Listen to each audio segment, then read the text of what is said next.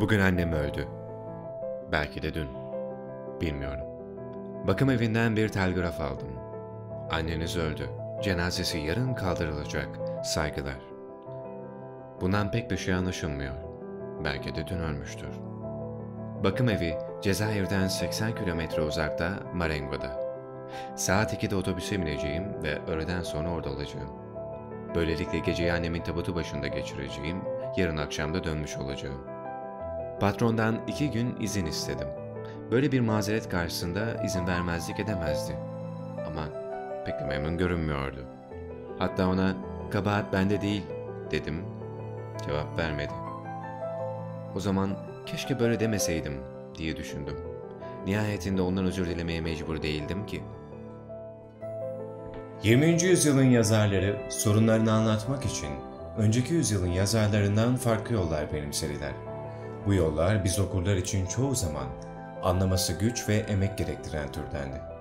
Bu sefer sizlerle beraber modern klasiklere birçok eserini katmış olan Albert Camus'un Yabancısını inceleyeceğiz. Hikayemiz bir ölüm haberiyle başlar. Cezayir'de yaşayan orta sınıf bir Fransız olan Meursault, annesinin ölümünü bakım evinden gelen kısacık bir telgrafla öğrenir. Apar topar annesinin kaldığı bakım evine gider. Geceyi annesinin naaşı başında geçirirken gösterdiği umursamaz ve duygusuz tavırları, Meursault'un nasıl bir karakter olduğuna dair bize önemli ipuçları verir. Karakterimiz için hayırsız evlat damgasını vurmak için henüz erkendir. Çünkü romanın biraz ilerleyen kısımlarında fark ederiz ki Meursault yalnızca annesinin ölümüne karşı değil, yaşamda her şeye karşı duygusuz ve umursamazdır. Bu onun özlüğünü oluşturur. Annesinin ölümünden sonraki gün yaşam tüm normalliğiyle devam eder Meursault için. Sevgilisiyle beraber denize giderler, sinemaya gitmek için sözleşirler. Fakat sevgilisi bir ara Meursault'un siyah bir boyun bağı taktığını görür ve ona yassı mısın diye sorar. Meursault annem öldü diye cevaplar. Sevgilisi şaşırarak ne zaman diye sorar, cevap dündür. Sevgilisinin şaşırmışlığı çok fazla sürmez çünkü yaşam tüm normalliğiyle devam etmektedir. Öyle ki Meursault'un bu umursamaz ve duygusuz tavırları romanın ilerleyen kısımlarında Meursault'un başına önemli belalar açar. Nedensiz yere bir cinayet işler, bir araba öldürür Meursault. Cinayetin işlendiği olay ise romanın bütünlüğüne bakıldığında hiç de sırıtmaz.